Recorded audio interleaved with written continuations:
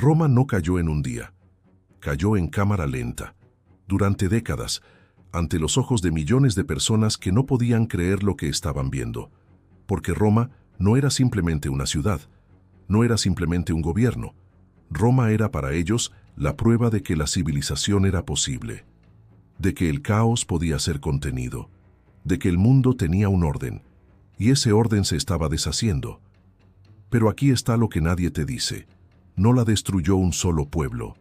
No fue un solo golpe limpio y definitivo. Fueron tres fuerzas completamente distintas, con orígenes distintos, con motivaciones que no tenían nada en común, que convergieron sobre el mismo imperio en el mismo siglo y lo desmontaron de maneras tan diferentes que todavía hoy los historiadores discuten cuál fue el golpe que realmente lo mató.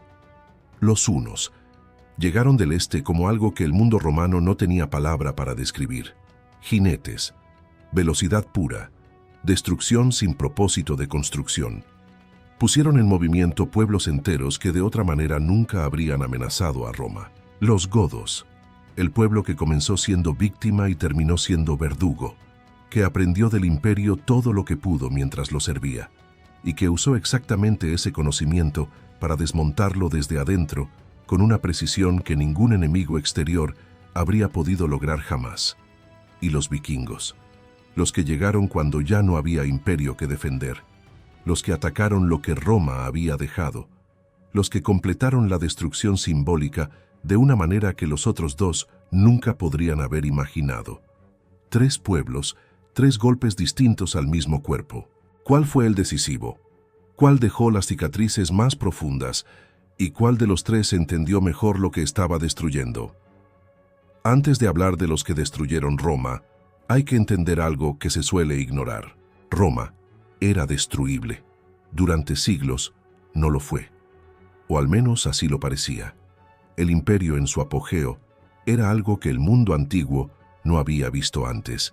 50 millones de personas bajo un mismo conjunto de leyes, 80.000 kilómetros de carreteras pavimentadas, rutas comerciales que alcanzaban desde Escocia hasta Mesopotamia, legiones con una disciplina que ningún ejército contemporáneo podía igualar.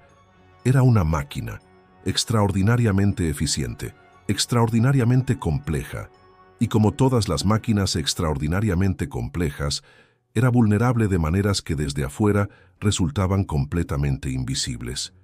El siglo III fue cuando las grietas se volvieron imposibles de ignorar. En 50 años, el imperio tuvo más de 20 emperadores. La mayoría murió asesinado por sus propios soldados.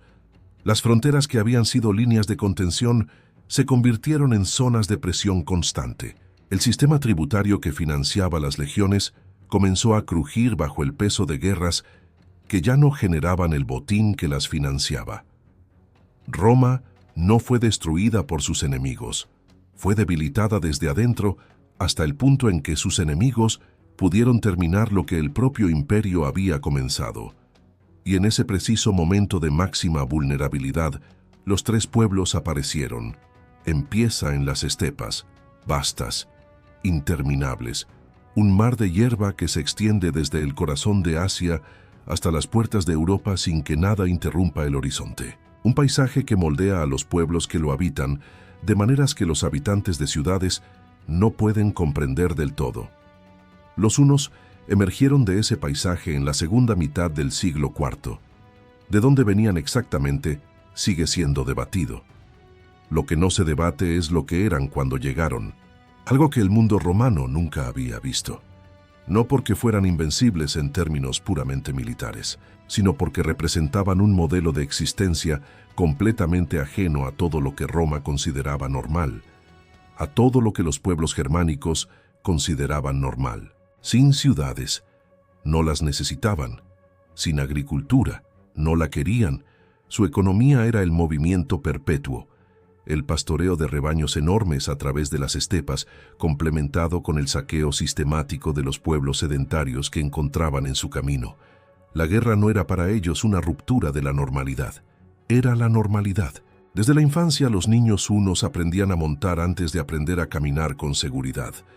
El arco compuesto uno fabricado con capas de madera, hueso y tendón pegadas bajo tensión específica, tenía un alcance y una potencia que superaban a cualquier arco que el ejército romano había enfrentado. Y un jinete uno podía disparar ese arco en cualquier dirección mientras galopaba a plena velocidad, incluso hacia atrás sobre la grupa del caballo. No había formación de infantería romana que pudiera hacer contacto con esa movilidad. Pero aquí está lo que realmente importa, lo que los libros de texto raramente dicen con suficiente énfasis. La contribución más importante de los hunos a la caída de Roma no fue directa, no fue el resultado de sus propias victorias contra las legiones, fue lo que su aparición hizo a los pueblos que vivían entre ellos y Roma. El año 376. Ese año, una masa humana imposible de cuantificar con precisión apareció en la orilla norte del río Danubio. Eran godos, ostrogodos y visigodos mezclados, y lo que le pedían a los oficiales romanos que controlaban la frontera era simple y desesperado: cruzar, entrar en territorio romano, ponerse bajo la protección del imperio. ¿Por qué? ¿Por qué un pueblo germánico guerrero y orgulloso estaría dispuesto a rendir su libertad a cambio de protección romana? Porque los hunos llegaban detrás de ellos, y los godos, que no le temían a nada en el mundo conocido, le tenían terror a los hunos. Eso solo, cambia todo lo que viene después. Atila. El nombre que encarna el poder huno en su momento más alto. Rey de los hunos desde el año 434, gobernante de un territorio que se extendía desde el río Ural hasta el Rin, negociador despiadado con el imperio, tanto como guerrero implacable en el campo. Atila entendió algo que pocos líderes de la antigüedad tardía comprendieron con la misma claridad. El terror era un recurso estratégico y podía usarse con la misma precisión que un ejército. Sus campañas contra el Imperio Romano de Oriente en los años 441 y 447 devastaron los Balcanes con una sistematicidad que las fuentes contemporáneas describen con horror genuino. 70 ciudades destruidas en la campaña de 447, según el cronista Prisco, uno de los pocos observadores que tuvo acceso directo a la corte de Atila, y dejó un relato de primera mano que todavía hoy resulta perturbador de leer. La campaña contra el Imperio de Occidente, en el año 451, llevó a los hunos al corazón de la Galia. La batalla de los campos cataláunicos, en junio de ese año, fue quizás la batalla más grande de toda la antigüedad tardía. Romanos y visigodos, unidos contra hunos y sus aliados germánicos. El resultado fue la única derrota que Atila sufrió en campo abierto en toda su carrera. Pero incluso en la derrota, el efecto psicológico era devastador. Que un ejército combinado romano-germánico hubiera necesitado unirse para detener a Atila decía algo sobre la naturaleza del poder romano que el imperio hubiera preferido que nadie notara. Y entonces Atila murió. Año 453. Según la tradición, por hemorragia nasal en la noche de su boda. Una muerte absurda para el hombre más temido del mundo conocido. El cuerpo que había resistido décadas de campaña militar no resistió una noche de celebración. El imperio huno colapsó casi inmediatamente. Sin la figura del líder que lo cohesionaba, las tribus se fragmentaron, los hunos desaparecieron del escenario histórico casi tan rápidamente como habían aparecido.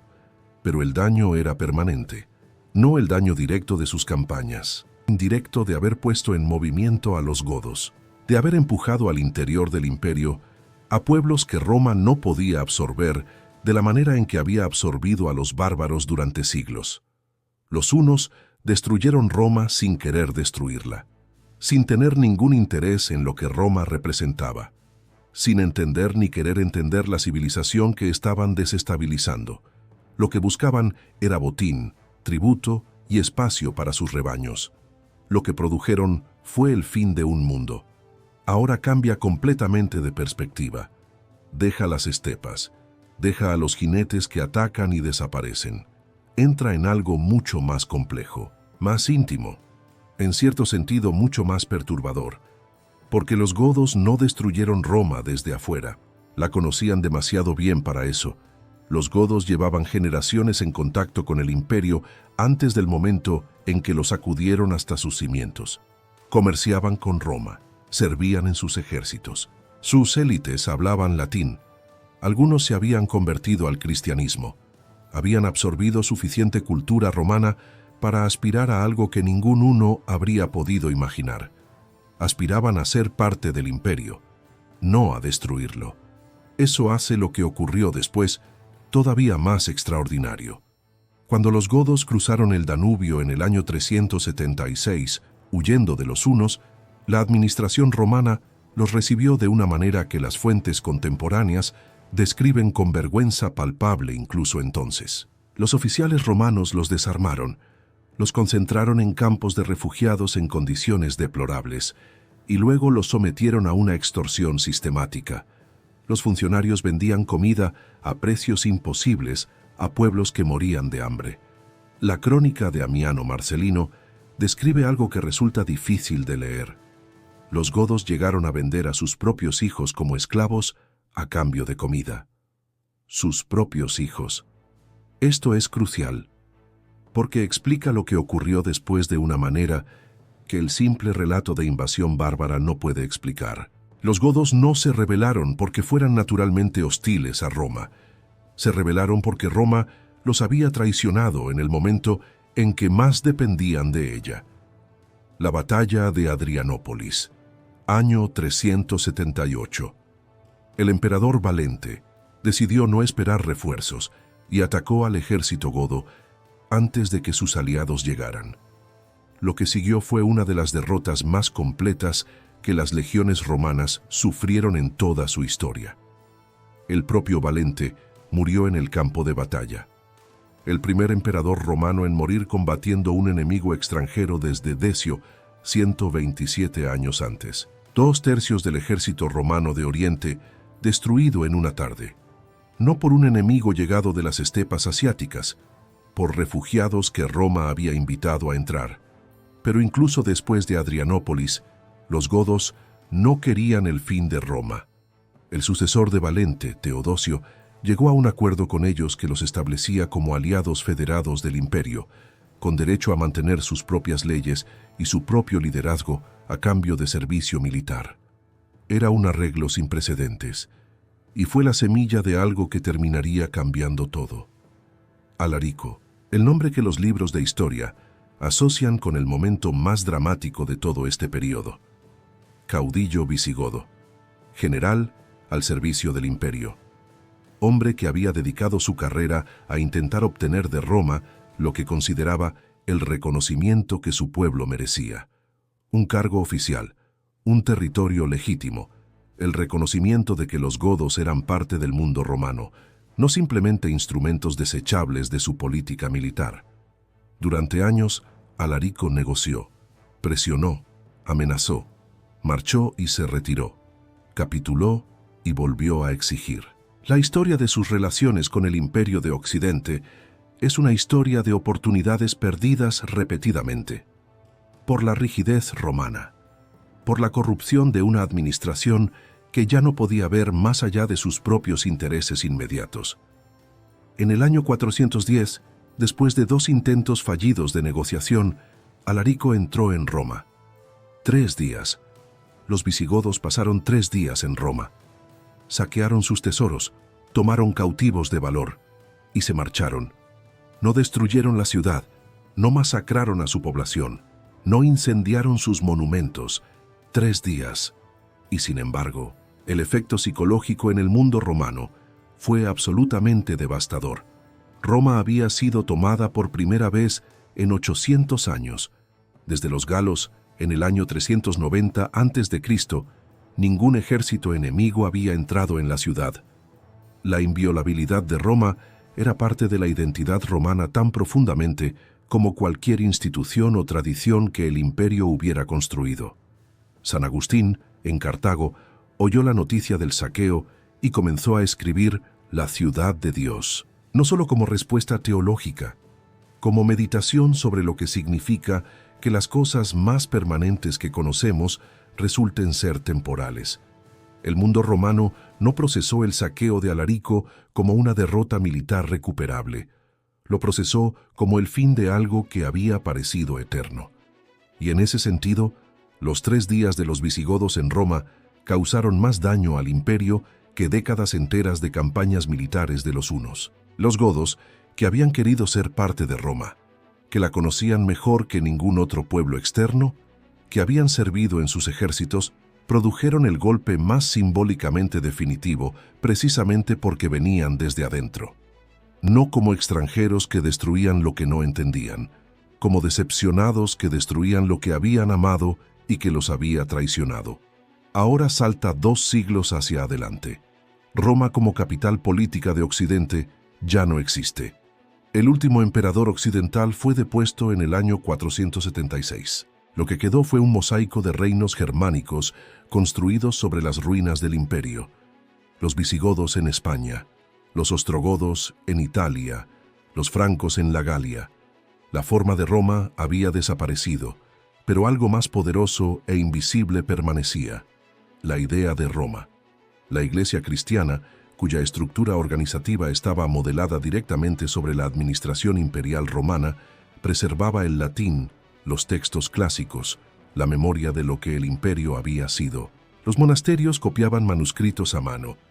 Los scriptorium guardaban conocimiento que de otra manera habría desaparecido para siempre. Roma como realidad política había muerto. Roma como modelo de civilización seguía viva. Y fue sobre esa herencia donde llegaron los vikingos, no como continuadores de lo que los hunos y los godos habían comenzado.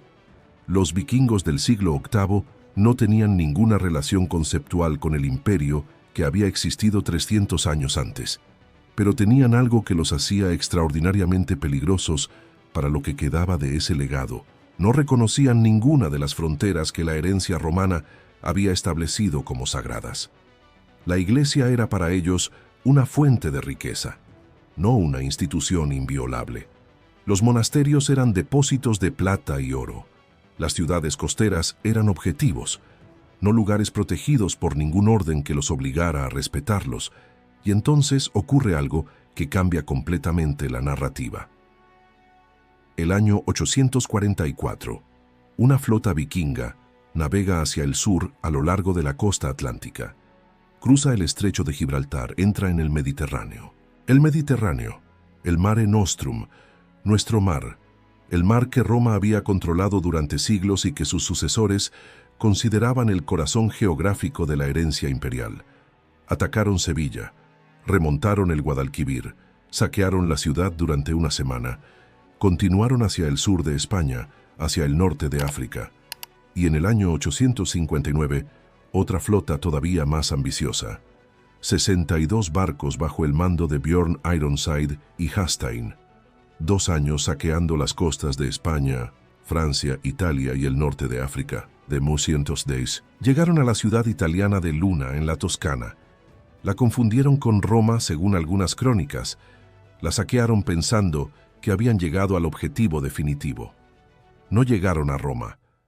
Pero el hecho de que lo intentaran dice algo extraordinario. Roma seguía siendo el premio. 300 años después de su caída política. Para guerreros que habían nacido en fiordos escandinavos sin ninguna conexión directa con el imperio. Roma seguía siendo el nombre que todos los pueblos de Europa asociaban con el poder absoluto. Siempre había sido el premio, pero la contribución vikinga a la destrucción del legado romano no fue principalmente ese intento de alcanzar la ciudad. Fue algo más sistemático, más silencioso y en ciertos aspectos más devastador. Los vikingos destruyeron la seguridad. Los monasterios de Irlanda habían preservado el conocimiento clásico durante los siglos oscuros del continente con una dedicación extraordinaria. Iona, Clonmacnoise, Glendalough, lugares donde cientos de monjes copiaban manuscritos, mantenían escuelas y preservaban textos que de otra manera habrían desaparecido definitivamente. Los vikingos los atacaron durante décadas, sistemáticamente, no por hostilidad específica al conocimiento, simplemente porque eran los lugares más ricos y menos defendidos de las costas atlánticas. El resultado fue la destrucción de una cantidad de conocimiento que es imposible de cuantificar, porque fue destruido antes de que pudiéramos saber cuánto había. Los libros quemados que nunca sabremos que existieron. El conocimiento perdido que nunca sabremos que se perdió. Esa es la herencia vikinga en la destrucción del mundo romano. No el golpe dramático de los hunos poniendo todo en movimiento, no el saqueo simbólico de los godos que sacudió la identidad del mundo antiguo, sino la erosión silenciosa y prolongada de las instituciones que habían mantenido vivo el legado de Roma, cuando Roma como entidad política ya no existía. Pero como siempre con los vikingos, la historia completa es más compleja que la narrativa de destrucción, porque esos mismos vikingos, 2 o 3 generaciones después de sus ataques más devastadores, se convirtieron en los normandos, que preservaron y transmitieron elementos de la cultura latina que de otra manera podrían haberse perdido. Los monasterios normandos del siglo XI eran centros intelectuales de primera categoría. Los descendientes de los destructores de monasterios irlandeses se convirtieron en constructores de abadías. Destrucción y preservación. Terror y construcción. Los vikingos, como siempre, no caben en una sola categoría. Aquí está la pregunta que lleva flotando desde el principio. ¿Cuál de los 3 destruyó Roma de verdad? Detente un segundo con esa pregunta, porque no tiene una respuesta simple. Y cualquiera que te diga que sí la tiene, está simplificando una historia que merece más que eso. La respuesta honesta es que destruyeron cosas diferentes, aspectos distintos de lo que Roma era. Y esa distinción importa enormemente para entender lo que se perdió y lo que, contra toda probabilidad, sobrevivió. Pero antes de llegar al análisis, hay 3 momentos concretos que necesitas ver. 3 instantes específicos que ilustran mejor que cualquier argumento abstracto lo que cada uno de estos pueblos era en su momento de máxima intensidad. El primero ocurrió en el año 447. Atila acababa de devastar los Balcanes por segunda vez en 6 años. El Imperio Romano de Oriente estaba en un estado de pánico que las fuentes contemporáneas describen con una franqueza que resulta casi incómoda de leer. El emperador Teodosio II, gobernante de la mitad más rica y más poblada del imperio, envió una embajada a negociar con Atila. El cronista Prisco fue parte de esa embajada, y lo que escribió sobre lo que vio en el campamento de Atila es uno de los documentos más extraordinarios de toda la antigüedad tardía. Describe un rey que vivía con una austeridad deliberada y calculada mientras sus generales comían en platos de plata y oro.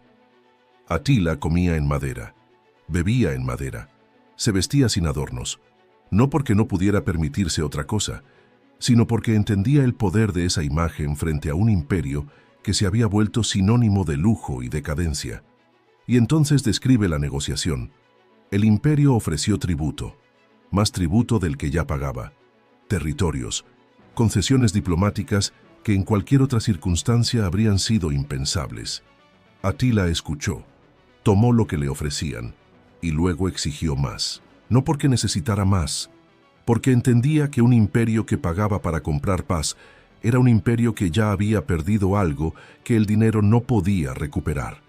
La dignidad del poder. Ese momento, ese rey comiendo en madera, mientras un emperador le enviaba embajadas cargadas de oro, resume perfectamente lo que era el modelo 1. No construía, no administraba, no aspiraba a gobernar lo que conquistaba, pero entendía la psicología del poder con una precisión que sus enemigos nunca anticiparon. El segundo momento ocurrió en el año 507, casi exactamente 100 años después de que los godos cruzaran el Danubio como refugiados. El rey ostrogodo Teodorico gobernaba Italia desde Rávena, y lo que había construido en 3 décadas de gobierno era algo que ningún historiador romano del siglo III habría podido predecir como posible. Una administración que combinaba la estructura burocrática romana con el liderazgo militar germánico. Un sistema judicial donde romanos y godos eran juzgados por sus propias leyes respectivas sin que eso produjera caos, sino una coexistencia pragmática. Una corte donde el filósofo Boecio el último gran pensador de la tradición latina clásica, trabajaba como funcionario de un rey germánico que no sabía leer pero que entendía el valor del conocimiento para legitimar el poder. Teodorico dictaba cartas a sus secretarios que se han conservado y que revelan a un gobernante con una sofisticación política genuinamente notable. En una de ellas, describe su proyecto con una claridad que resulta casi conmovedora. Quería que los romanos vivieran bajo los godos como habían vivido bajo los emperadores, con las mismas leyes, con los mismos funcionarios, con la misma seguridad. Lo que Teodorico construyó no era Roma, pero era la versión más cercana a Roma que el siglo VI podía producir. Y entonces lo destruyó. En sus últimos años, obsesionado con conspiraciones reales o imaginadas, ejecutó a Boecio y a su suegro Símaco, los dos hombres que mejor encarnaban la síntesis romano-gótica que había sido el proyecto de su vida entera. Boecio escribió La consolación de la filosofía esperando su ejecución en una celda de Pavía, el texto más leído de la Europa medieval después de la Biblia, escrito por un romano que servía a un rey godo, en la celda donde ese rey lo había encerrado para matarlo. La tragedia de los godos resumida en una celda y un libro. Quisieron ser Roma, casi lo lograron, y en el momento en que más cerca estuvieron, el miedo destruyó lo que la ambición había construido. El tercer momento ocurrió en el año 885, y es el que menos se cuenta. Los vikingos sitiaron París con una flota de 700 barcos y una fuerza que las crónicas francas estiman en 40.000 hombres. El conde Odo, defensor de la ciudad, organizó una resistencia que duró 11 meses con una guarnición que en ningún momento superó los 200 guerreros. 200 hombres, 11 meses, contra 40.000. No ganaron.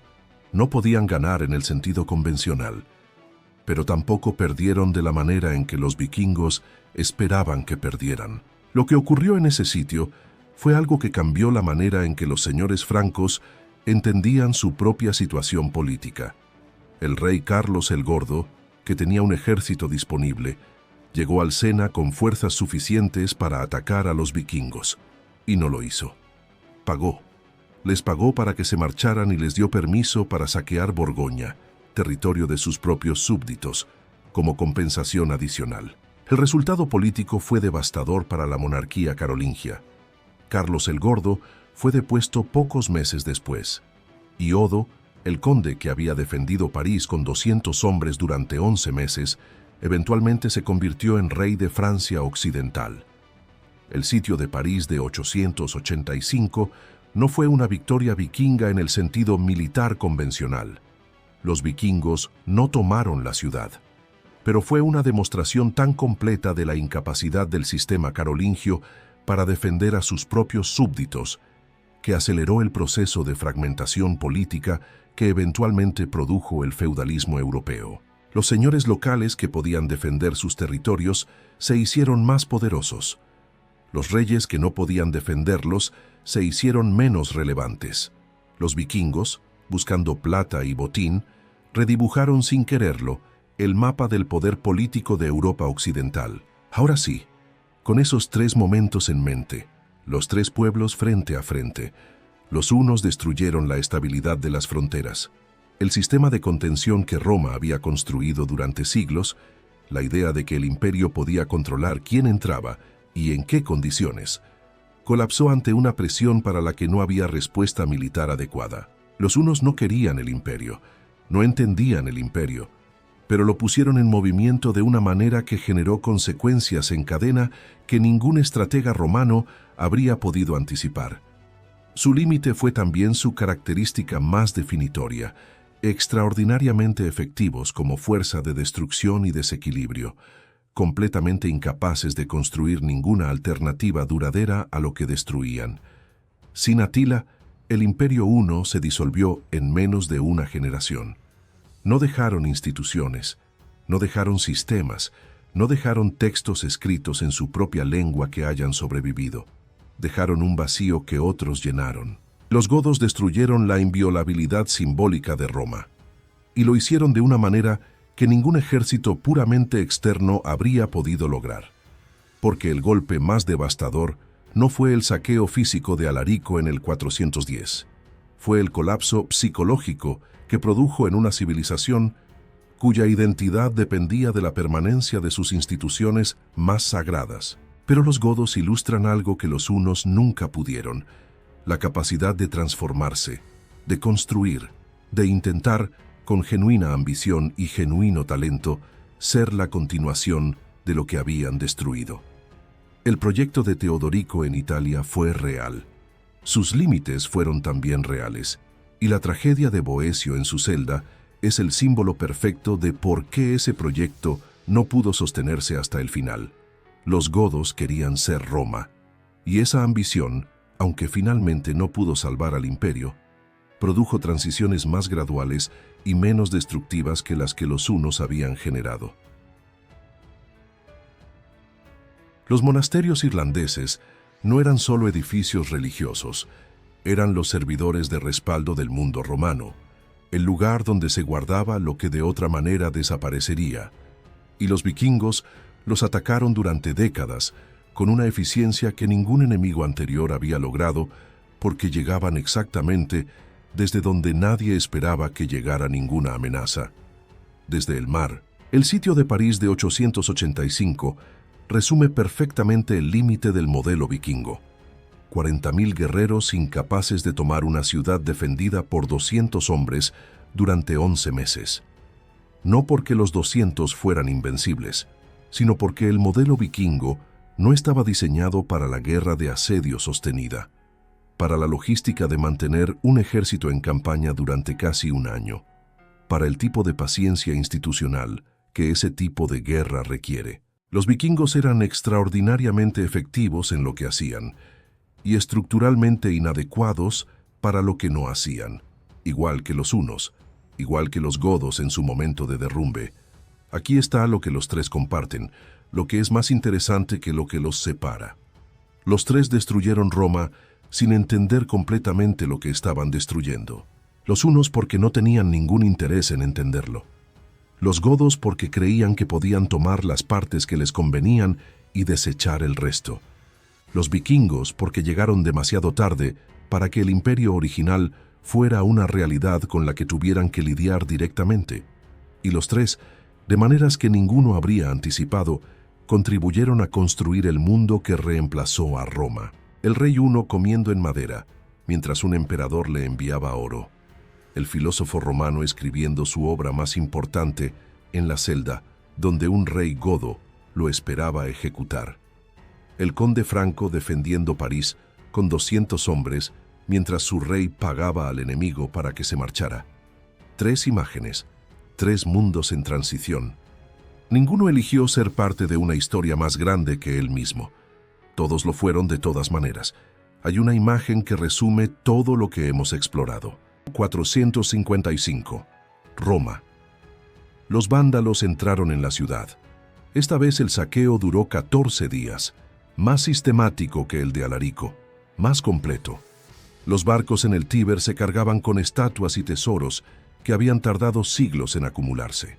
Y entonces, el Papa León I se acercó a negociar con el rey vándalo Genserico, no para detener el saqueo, ya era imposible, para limitarlo, para pedir que al menos no quemaran los edificios, que no mataran a los ciudadanos que no resistieran, que conservaran lo que pudiera conservarse. Detente un momento en esa imagen, el Papa de Roma, negociando con un rey bárbaro, para salvar los restos de la ciudad que su iglesia había convertido en el centro espiritual del mundo occidental. No es una imagen de derrota simple, es una imagen de transición, porque León I no estaba negociando desde la debilidad de alguien sin nada que ofrecer. Estaba negociando desde la autoridad de la única institución que los pueblos que destruyeron Roma habían decidido respetar o incorporar a su propio mundo. La Iglesia sobreviviría donde el imperio no pudo, y en esa supervivencia preservaría suficiente de Roma para que el mundo que vino después todavía pudiera llamarse, en algún sentido real, heredero de lo que había existido. Los hunos desaparecieron. Las estepas los absorbieron o los dispersaron en pueblos que perdieron su identidad específica en pocas generaciones. De Átila no quedó ninguna institución, ninguna ciudad, ningún texto escrito en su propia lengua que haya sobrevivido hasta hoy. Los godos se transformaron. Sus descendientes gobernaron España durante siglos. Los visigodos, que resistieron la conquista árabe en las montañas asturianas del norte de España, se consideraban los legítimos herederos de Roma y de la cristiandad hispana. Su resistencia fue la semilla de los reinos medievales ibéricos. La semilla, aunque nadie lo supiera entonces, de lo que siglos después se llamaría España y Portugal. Y los vikingos, los normandos, los hombres del norte que se convirtieron en los constructores más activos del orden feudal europeo, que conquistaron Inglaterra y le dieron el sistema legal que todavía la organiza, que gobernaron el sur de Italia y Sicilia, creando una de las cortes más culturalmente sofisticadas del Mediterráneo medieval. El mundo que Roma dejó no fue un mundo más pobre en todos los sentidos. Fue un mundo diferente, más fragmentado, menos conectado en el corto plazo, pero también más diverso, más adaptable, con más centros de poder que impedían la concentración absoluta que el imperio había representado.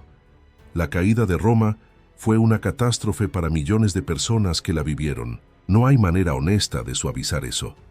Pero fue también el proceso a través del cual Europa se convirtió en lo que es.